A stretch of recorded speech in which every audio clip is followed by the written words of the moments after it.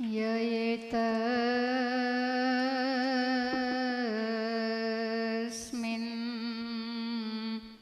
महाभागा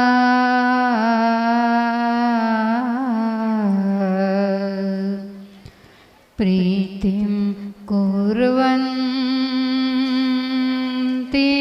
मानवा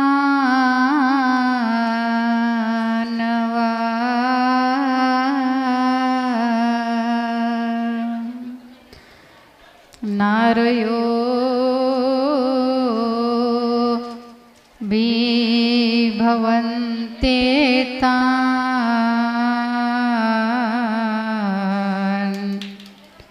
विष्णु पक्षा निवासुरा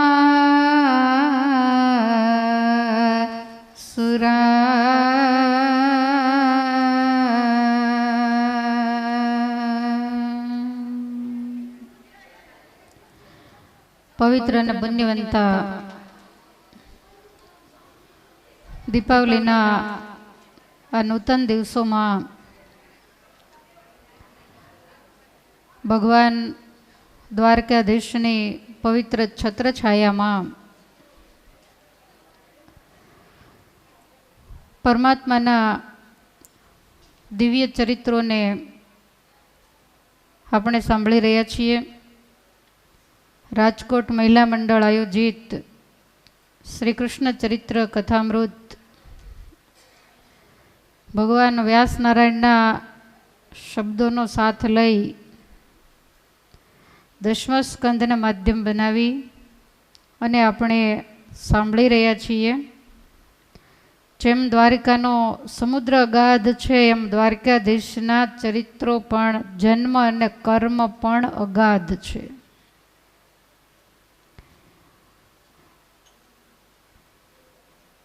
ભગવાને આ ભૂમંડળ ઉપર પધારી અધર્મનો નાશ કરી ધર્મની સ્થાપના તો કરી, પણ સારાએ ભારત વર્ષની અંદર ભ્રમણ કરી ઉત્તર પ્રદેશમાં પરમાત્મા પ્રગટ થયા અને અહીંયા સોહામણા સૌરાષ્ટ્રમાં સાગર બેટમાં આવી નિત્ય નિવાસ કરી અને ભગવાન રહ્યા.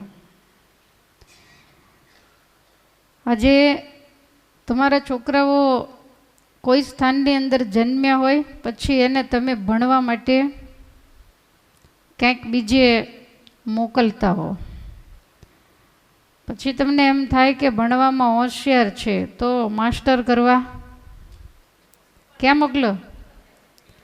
વિદેશમાં મોકલો ને. પછી એ માસ્ટર કરીને પાછા જ આવે, ત્યાં ને ત્યાં જ જોઈન્ટ થઈ જાય. એમ ઠાકોરજી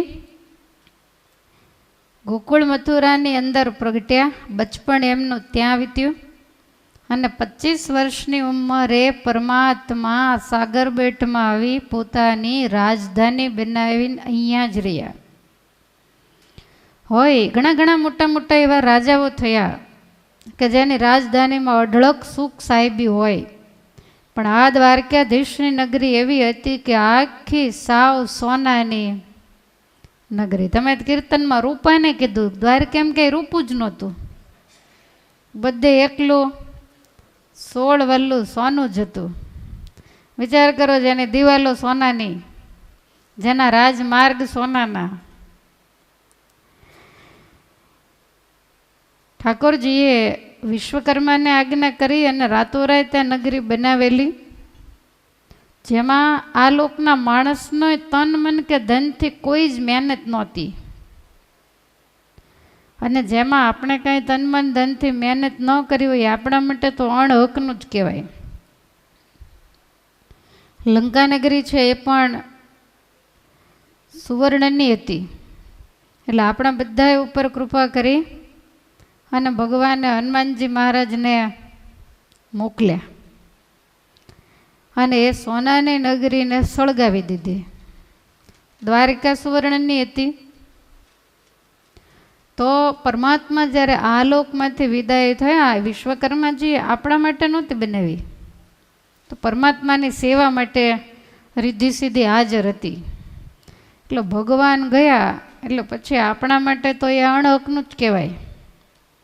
એટલે 7મા દિવસે સમુદ્રયા નગરીને બોળી દીધી. આજ સુધી આજનો વિજ્ઞાન એ નગરીને શોધવા માટે બધાને સોનાના લાટા જોઈએ છે. એટલે શોધવા માટે ખૂબ મહેનત કરે છે, પણ ક્યાંય સોનાનો કટકોય હાથમાં આવ્યો નથી. જ્યાંથી આવ્યા ત્યાં પાછા સમાયા રાજ. ભગવાને એ નગરીને અદૃશ્ય કરી દીધી. અને ત્યાર પછી અત્યારે આપણને જે દેખાય છે એનું નિર્માણ તો ભગવાનના પૌત્ર એવા વજ્રનાભે કરેલું છે. વિશ્વની અંદર ઘણા ઘણા ધર્મ છે, ઘણા ઘણા સંપ્રદાયો છે, અને એના પોતપોતાના મંદિરો વગેરે છે. પણ આ ભારત દેશનું નહીં પણ વિશ્વની અંદર તમામ મંદિરોમાં તમને ખ્યાલ છે કે કોઈ પણ મંદિર હોય, એક નાની એવી ડેરી હોય ને તો એની માથે નાની એવી ધજા હોય જ. તો તમામ મંદિરોમાં સૌથી મોટામાં મોટી જો ધજા હોય તો એ દ્વારકાધીશની છે. 52 ગજ એટલે આમ ગણતરી કરતા 41 મીટર જેટલું થાય. હવે તમે વિચાર કરો, 41 મીટર કાપડ તમારે ઉપાડવું હોય તોય ભારે પડી જાય. તો આ 52 ગજની ધજા કહેવાય છે. એવું કહેવાય છે કે આ તમારા બધાના જે નામ પડે ને એ રાશિ ઉપરથી નામ પડે. કેટલી હોય રાશિ ખબર છે? આમ તો લગભગ બધા રાશિ જ હોય, પણ નામની રાશિ છે 12. તો એ 12 રાશિ, પછી પૂર્વ પશ્ચિમ ઉત્તર દક્ષિણ એ 4 દિશા તમારે ગણતરી કરવાની છે. પછી 9 ગ્રહ. કોઈ પણ શુભ કાર્ય કરતા પહેલા લગ્ન પ્રસંગ વગેરેમાં આપણે ગ્રહ શાંતિ કરાવતા હોઈએ છીએ. તો એ 9 ગ્રહ અને 27 નક્ષત્ર કહેવાય. રોહિણી, પુષ્ય એ બધા નક્ષત્રો છે. તો 27 નક્ષત્ર, 12 રાશિ, 9 ગ્રહ. તો આ બધું 4 દિશા, આટલાનો તમે હિસાબ કરો એટલે થાય 52. ઘણી વાર દિશાઓના દોષ હોય, કોઈને ગ્રહોના દોષ હોય, કોઈને કંઈ નક્ષત્રોમાં મિસ્ટેક હોય, પણ ભગવાન દ્વારકાધીશનું શરણો જે સ્વીકારે એની ફરતા બધાય તો આંટા મારે. કોઈની તાકાત નથી કે ભગવાનના શરણાગતને ગ્રહ વગેરે પીડી શકે. તો એનો સરવાળો 52 થાય છે. એટલે ભગવાનના મંદિર ઉપર 52 ગજની ધજા છે. અને એક એવું પણ કહેવાય છે કે આ દ્વારિકામાં 56 કોટી યાદવો હતા. હવે કોટી એટલે શું? તો કોટી એટલે આપણી ભાષામાં કરોડ. તો આપણે વિચાર કરવો રહ્યો, સાગર મધ્ય આવડો બેટ હોય એમાં 56 કરોડ યાદવ કેવી રીતે સમાય? 56 કરોડ એટલે ગુજરાત તો એની પાસે સાવ નાનું બચુડું લાગે. તો 56 કોટી એટલે કે 56 પ્રકારના યાદવો અહીંયા હતા. હવે એ દરેકને પોતપોતાના મહેલો હતા, એના ઉપર પોતપોતાની નિશાનીઓ સ્વરૂપે ધજા ફરકતી. તો આ 56 પ્રકારના યાદવોમાં ભગવાન શ્રી કૃષ્ણ એ તો પરમેશ્વર હતા. પછી બલરામજી પણ એ સાક્ષાત શેષનો અવતાર હતા. પરમાત્માના પુત્ર અનિરુદ્ધ અને એના પુત્ર પ્રદ્યુમ્ન એ દેવનો અંશ હતા. દ્વારકાધીશજીને દર્શન કરવા જાઓ તો અનિરુદ્ધજી, પ્રદ્યુમ્નજીના મંદિરો અલગથી તમને જોવા મળશે. બલરામજીને તો હોય જ. તો આ 4 એના મંદિરો અલગ અલગ છે. એટલે 56માંથી 4 જાય તો કેટલા રહ્યા? 52. હવે એ બધા પાછા 52 કાંઈ જુદા મંદિર ન હોય, કાંઈ એની જુદી ધજાઓ વગેરે હોય નહીં. એટલે એના પ્રતીક તરીકે એની નિશાની તરીકે દ્વારકાધીશના શિખર ઉપર 52 ગજની ધજા, બધાયનો એક એક ગજ ગણી લેવાનો, એટલે 52 ગજની ધજા એની નિશાની રૂપે ફરકે છે. વળી એવું કહેવાય છે કે આ ધજાની અંદર તમે દર્શન કર્યા હશે, સૂર્ય અને ચંદ્ર એના ચિત્ર છે. ક્યાંક અર્જુનને ધજા હોય તો હનુમાનજી મહારાજ બિરાજતા હોય, બધા ધજાઓમાં અલગ અલગ ડિઝાઇનો હોય, તો આમાં સૂર્ય અને ચંદ્ર છે. તો એ એવું બતાવે છે કે યાવત ચંદ્ર દિવા કરો, જ્યાં સુધી સૂર્ય અને ચંદ્ર ધરતી ઉપર રહેશે ત્યાં સુધી પરમાત્માની દ્વારિકા નગરી અમર રહેશે. એના પ્રતીક તરીકે ત્યાં સુધી ભગવાન દ્વારિકાધીશનું નામ દિગંતમાં ગુંજતું રહેશે. એટલા માટે સૂર્ય અને ચંદ્ર એ ધજાની અંદર દર્શન આપે છે. અને આ દ્વારિકાધીશજીની એક જ ધજા એવી છે, 10 કિલોમીટરથી આપણને ધજાના દર્શન થાય. તમે દ્વારિકાની બહાર 10 કિલોમીટર હોય, તમને દ્વારકાધીશજીની ધજા દેખાય એટલે કિલોમીટર જોવાની જરૂર નહીં, સમજી લેવાનું કે દ્વારિકા 10 કિલોમીટર. હવે આપણને 10 મીટર દૂરનું એ પૂરું દેખાતું નથી. બાજુમાં જ ઘર હોય તો એ પૂછવું પડે ફલાણાભાઈ ઘર ક્યાં. તો દ્વારકાધીશનું ઘર એવું છે, ચારેય બાજુથી જ્યાંથી લોકો આવતા હોય એને દૂરથી આ ધ્વજના દર્શન થાય છે.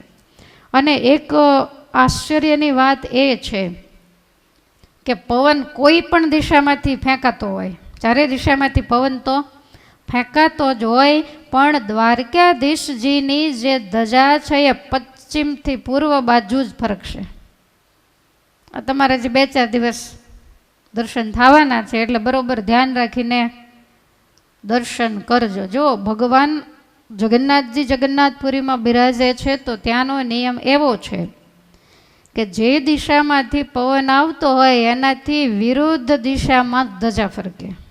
નહીતર ધજા તો એકદમ સામાન્ય કપડું અને હળવું હોય તો પવન બાજુ જ જાય. પણ જગન્નાથજીની ખાસિયત એ છે.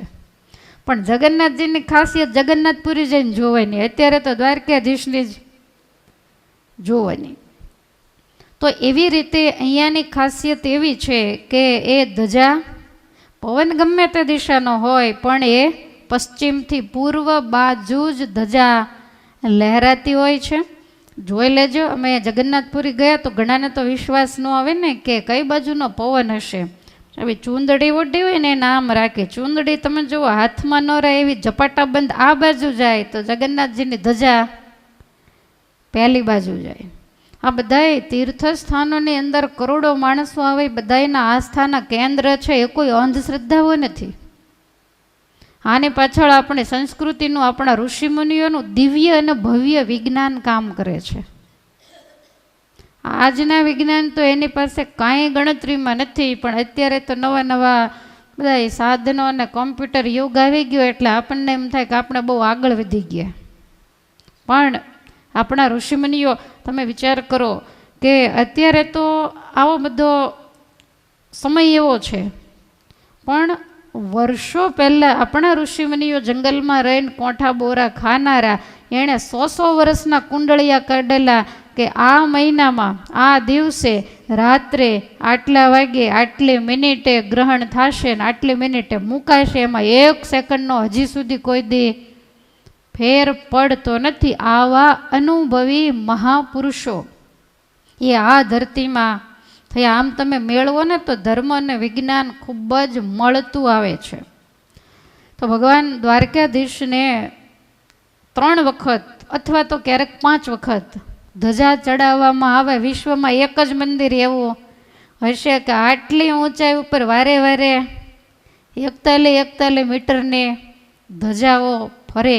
અને અહીંયા ધજા ચડાવવાનો પણ ખૂબ મહિમા છે. જેવું દ્વારકાધીશજીની પ્રતિમાને સન્માન આપવામાં આવે છે એવું જ ધજાજીને સન્માન આપવામાં આવે છે. ચડાવી છે એ બધાને ખ્યાલ છે, દર્શન કર્યા છે અને ખ્યાલ છે કે એનું બહુ સરસ રીતે પૂજન કરવામાં આવે. એને મસ્તક ઉપર ધારણ કરી અને વાગતા વાજે એને દ્વારકાધીશજીના મંદિરે લાવવામાં આવે, પ્રદક્ષિણાઓ કરવામાં આવે, પછી સન્માન સાથે એને ઉપર ચડાવવામાં આવે. અને અલગ અલગ રંગની ધજા હોય છે. આ ધજા ચડાવવાનો ને ઉતારવાનો અધિકાર અહીંયાના જે અબોટી બ્રાહ્મણો છે એને આપવામાં આવ્યો છે. હજુ પણ એ અધિકાર એમની પાસે જ છે. અને ખાસ કરીને ધજામાં 7 રંગ આવે છે, સપ્તરંગી ધજા હોય. આમ તો શ્રી કૃષ્ણ પરમાત્માનું જીવન સપ્તરંગી હતું. એ ક્યારેક ગોકુળમાં મોરલી પણ વગાડે ને એ જ ભગવાન જ્યારે જરૂર પડે ને ત્યારે કુરુક્ષેત્રના મેદાનમાં શંખ પણ ફૂંકે. તો એ પરમાત્માના જીવનનું પ્રતીક, એનું સૂચક એવી આ સપ્તરંગી ધજા. અને એ ધજાની અંદર લાલ, લીલો, પીળો, વાદળી, કેસરી અને ગુલાબી, બસ આટલા જ રંગ એ ધજાની અંદર હોય. જેટલું યાદ રહે એટલું જોજો ને પછી બાકીનું જય સ્વામિનારાયણ. તો લાલ રંગ છે એ ઉમંગ, ઉલ્લાસ અને સ્ફૂર્તિ અને અઢળક ધન સંપત્તિનો પ્રતીક છે. કાલ શયનમાં ભગવાનને કેવા વસ્ત્રો હતા? લાલ. અમારી આજુબાજુમાં બધું કેવું છે? તમારી આજુબાજુમાં બધું બંને આજ લાલ લાલ. ત્યાર પછી લીલો રંગ છે એ ભારતીય આધ્યાત્મિકતાનું પ્રતીક છે, શાંતિ અને શીતળતાને પ્રદાન કરનારો છે. પીળો રંગ એ બુદ્ધિ, ચાતુર્ય, સમજણ, જ્ઞાન એનું પ્રતીક છે. ભગવાન દ્વારકાધીશ જેવું ચાતુર્ય બીજા કોનામાં હોય? એવા સ્થાનમાં આવીને રહ્યા કે ચારેય બાજુ દરિયા સિવાય બીજું કાંઈ જોવા મળે નહીં. વાદળી કલર છે શક્તિ અને પૌરુષત્વનું પ્રતીક છે. સફેદ કલર એ સાત્વિકતા, શુદ્ધતા અને વિદ્યાનું પ્રતીક છે. કેસરી રંગ છે એ નિડરતા કહેતા નિર્ભયતા અને સાહસિકતાનું પ્રતીક છે.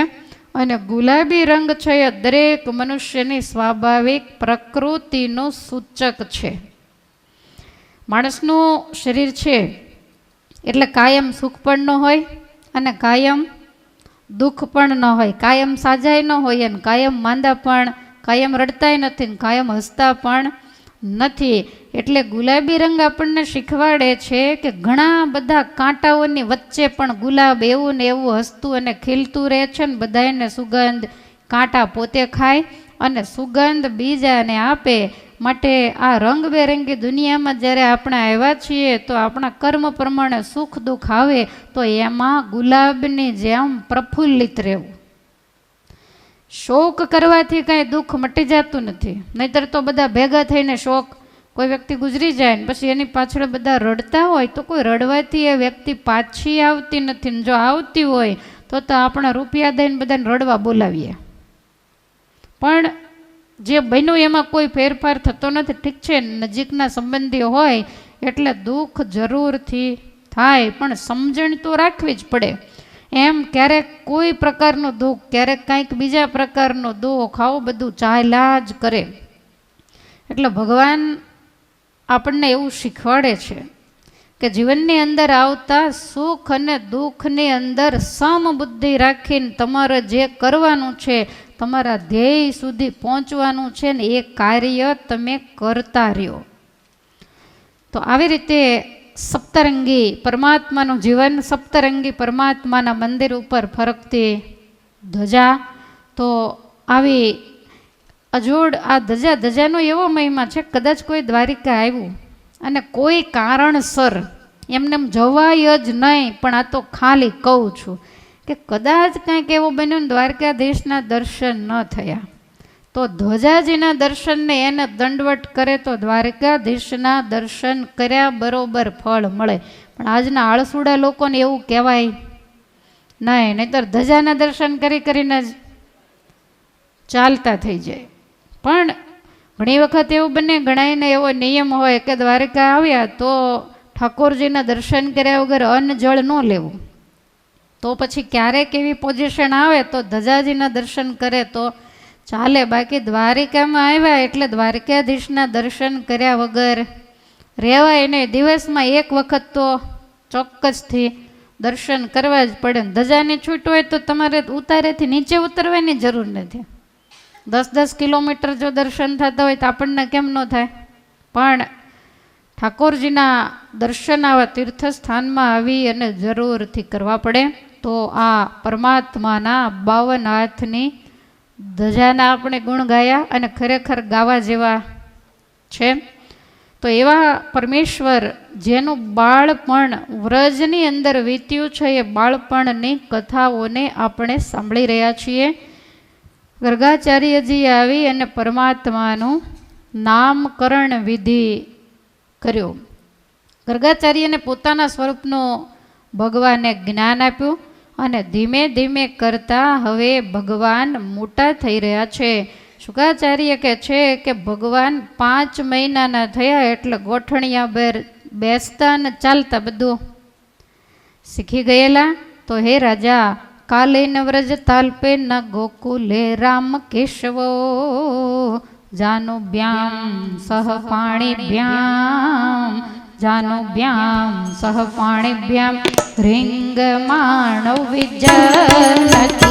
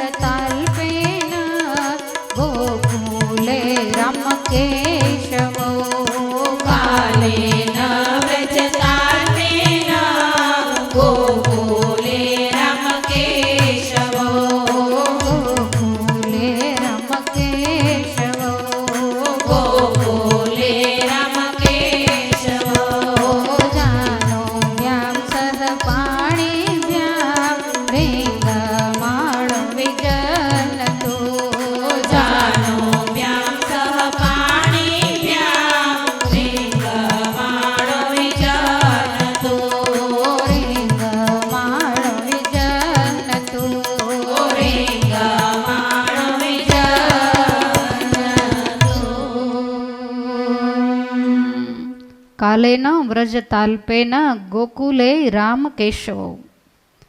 રામ અને કૃષ્ણ બંને થોડા જ સમયમાં ગોઠણિયાભેર ચાલતા શીખ્યા. 2 પગ અને 2 હાથ વડે ચાલી અને નંદાલયની અંદર વિહાર કરવા લાગ્યા.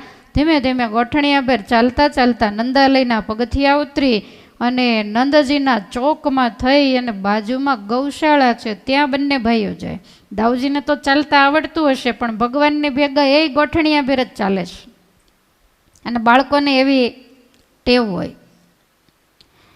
દાઉજી તો ગોઠણિયાભેર ચાલે, પણ આપણને હજી ત્યારે ત્યાં જઈએ ત્યારે ગોઠણિયાભેર જ ચલાવે છે.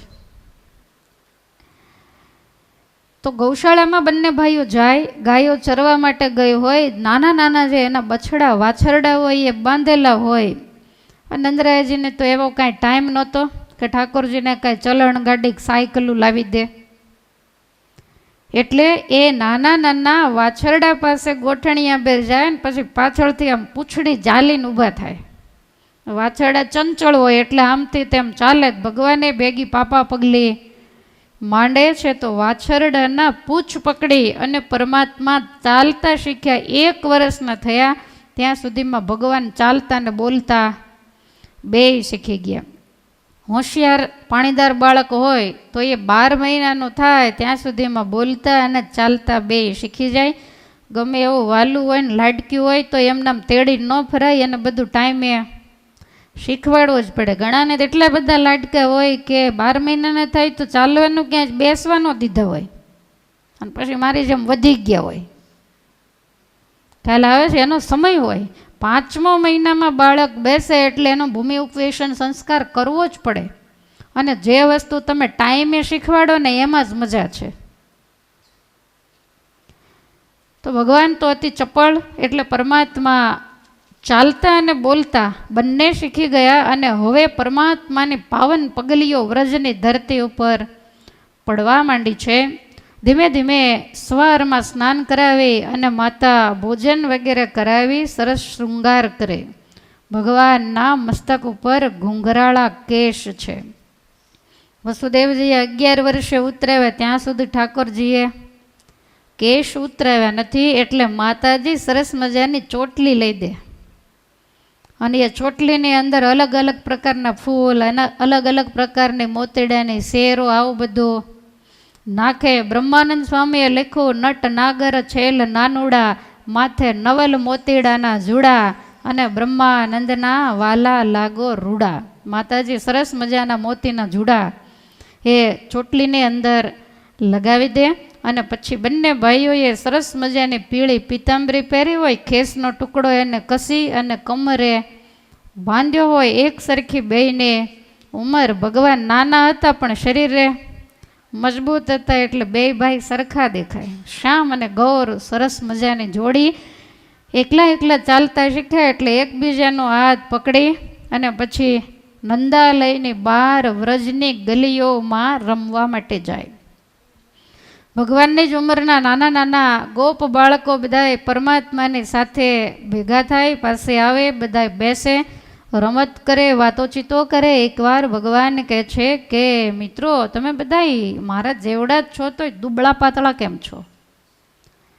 ત્યારે બાળકો કહે છે કે લાલા, અમારે થોડું તારી જેવું છે, તારે તો 9 લાખ ગાયો દૂજે, અમારે તો થોડી ઘણી ગાયો હોય ને લાલા, તને ખબર નહીં હોય, આપણા રાજા કંસનો બહુ ત્રાસ છે, 50% કર લાગે. અમારે જે કાંઈ ઘરમાં મય માખણ દૂધ દહીં થાય, અમારા માતા પિતાઓ રાત્રે દિવસ મહેનત કરે ને ભેગું થાય, એમાંથી અડધું તો રાજા કંસ લઈ જાય, પછી વધે એને વેચીને એમાંથી આજીવિકા ચાલતી હોય. તો લાલા, અમારે ઘેર તો એવું હોય કે સવારમાં જો દૂધ જમવું હોય તો માખણનું આપે, અને માખણ જમવું હોય તો દૂધનું આપે, બે વસ્તુ સાથે ન મળે. ભગવાન કહે છે કરે મય માખણ આપણું, મહેનત આપણા વ્રજવાસીઓ કરે અને કંસ બેઠો બેઠો ખાય, આ તો ક્યાંનો ન્યાય? માટે આપણે આપણું મય માખણ છે મથુરામાં જવા દેવું જ નથી. ગ્વાલબાલ મિત્રો કહે છે કે લાલા, આજીવિકાનો પ્રશ્ન થાય. ભગવાન કહે છે કે હું બેઠો છું, તથા આરભ્ય નંદસ્ય વ્રજ સર્વ સમૃદ્ધિમાન, હું આ વ્રજની અંદર બેઠો છું, લક્ષ્મીજી બિરાજમાન છે, તો તમારે કોઈ પ્રશ્ન ઊભો નહીં થાય. ત્યારે બાળકો કહે છે કે તો એના માટે વ્યવસ્થા શું કરવી? ભગવાન કે હું કહું એમ કરો એટલે સુખી, આ દુનિયામાં હું કહું એમ કરે એટલા જ સુખી છે. ગ્વાલબાલ મિત્રો કહે છે શું? તો કે આપણે એક મિત્ર મંડળ બાંધીએ. આ મંડળ બાંધવાની પ્રથા વર્ષોથી ચાલી આવે છે. રામે ક્યાંય મંડળ નથી બાંધ્યું. ભગવાન રઘુનાથજી રમવા માટે પણ એને 4 ભાઈનું મંડળ હતું જ. અને આ તો રાજકુમારો, એટલે હું ઘણીવાર કથાઓમાં કહું કે વધારેમાં વધારે સમૃદ્ધિની વચ્ચે જો પ્રગટ થયા હોય તો એ ભગવાન મર્યાદા પુરુષોત્તમ. એ 4 ભાઈઓ રમવા માટે જાય તો એકની સાથે 5-5 નોકરો ભેગા હોય, તો આમાં મંડળ ક્યાં બાંધવું? રેઢા મૂકે તો થાય ને. અને વળી મર્યાદા પુરુષોત્તમ હતા, એ મર્યાદા બહાર ક્યારેય જાય નહીં. અને આ તો લીલા પુરુષોત્તમ છે, એટલે એક મંડળ બાંધ્યું, એનું નામ પાડ્યું ચોર્ય વિદ્યા પ્રચાર મંડળ. કારણ કે કોઈ સામે ચાલીને તો દેવાનું છે નહીં, ચોરી કર્યા વગર બીજો કોઈ રસ્તો નથી. ભગવાન બહુ મોટા ચોરને પકડવા માટે આ ગોવાળિયાઓને ચોરી શીખવાડે છે. કારણ કે જાહેરમાં ચોરી કરતો હોય તો કંસ લોકોને દબાવીને, ડરાવીને, કાયદા કાનૂનોના ભોગ બનાવી અને હરામનું બધું મથુરાની અંદર ભેગું કરતો, એને અટકાવવા માટે ભગવાને આ કામ કર્યું. પરમાત્માની અદ્ભુત માખણ લીલા, જેને સંતો મનહર લીલા કહે છે. આપણી દ્રષ્ટિએ ભગવાને શેની ચોરી કરી? માખણની. પણ વ્યાસ ભગવાનની દ્રષ્ટિએ ગોપીઓના મનની ચોરી, મનને હરવા માટે ભગવાન આ દિવ્ય લીલા કરે છે. ભગવાને અદ્ભુત ક્રાંતિ કરી છે.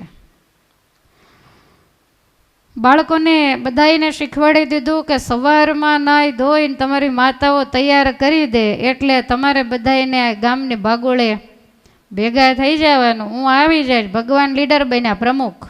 બીજા બધા સભ્યો, જેનો પ્રમુખ મજબૂત હોય એનું મંડળ હંમેશા મજબૂત રહે. પ્રમુખ તમારે કોણ છે? પ્રમુખ કે બધાય પ્રમુખ? રૂક્ષ્મણીબેન, આ તો જો પ્રમુખ મજબૂત છે તો જુદા જુદા સ્થાનની અંદર આપણને કથા વાર્તાનો લાભ મળે, ત્યાં રહેવાનું, સ્નાન થાય અને શાંતિથી ભજન ભક્તિ થાય. એટલે કોઈ પણ મંડળ હોય પણ પ્રમુખ મજબૂત જ રાખવા. આપણે આમ કંઈ લેવાનું ન હોય તો એવું ન કે માની લેવું હું થાવ પ્રમુખ, હું થાવ. જે થાય એને થવા દેવા, આપણે એને સપોર્ટ આપવો.